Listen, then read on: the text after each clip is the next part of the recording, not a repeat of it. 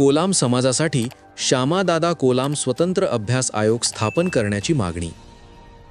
विशेषतः असुरक्षित आदिवासी गट म्हणून घोषित करण्यात आलेल्या कोलाम समाजाच्या सर्वांगीण विकासासाठी श्यामादादा कोलाम स्वतंत्र अभ्यास आयोग स्थापन करण्याची मागणी करण्यात आली आहे।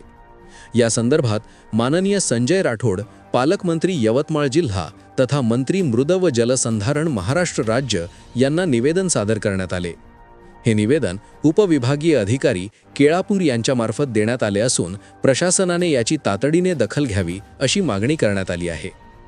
श्यामादादा कोलाम ब्रिगेडच्या अध्यक्षा सौ इंदिश ब्रोदर यांनी दिलेल्या निवेदनात नमूद केले आहे की यवतमाळ जिल्ह्यासह विदर्भातील दुर्गम भागात वास्तव्यास असलेला कोलाम समाज हा केंद्र शासनाने अतिमागास म्हणून घोषित केलेला गट आहे। मात्र आजही समाज आर्थिक, शैक्षणिक व सामाजिकदृष्ट्या मुख्य प्रवाहापासून दूर आहे।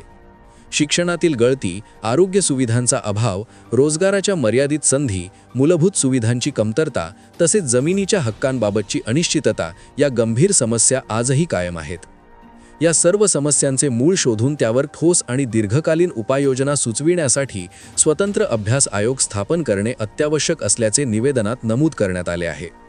आयोगामार्फत समाजाच्या स्थितीचा सखोल अभ्यास करून शासनाला शिफारशी सादर केल्या जाव्यात अशी मागणी करण्यात आली। दरम्यान मागणीवर सकारात्मक निर्णय न झाल्यास प्रकल्प कार्यालय पांढरकरवा येथून यवतमाळ येथील पालकमंत्री यांच्या निवासस्थानापर्यंत पायदळ लाँग मार्च काढण्यात येईल असा इशारा देण्यात आला आहे।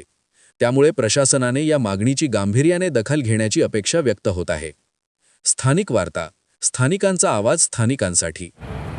संजय श्यामादादा आणि इंद्रा विलास बोंद्रे महाराष्ट्र प्रदेशाला काम काळात गेली गोदामसाठी इथं पालकमंत्री संजय राठोड इथं स्वतंत्र अभ्यास आयोग तयारीतात भाजनीना निपदू निवेदन सीता पालकमंत्री इथे पांढरकवाडासाठी त्यांनी म्हणणार दोन का सभ्यताशी ओकोतीन वातना मीटिंग सुमाका दिती आणि इथे जेरेवले का इथे त्याने दखल सुमेते स्वतंत्र अभ्यास आयोगने ते इथे तालु पांढरकवाडा तालते यवतमाळ गेंतोल का पैदल वारेना पुस्तकारून आणत होता।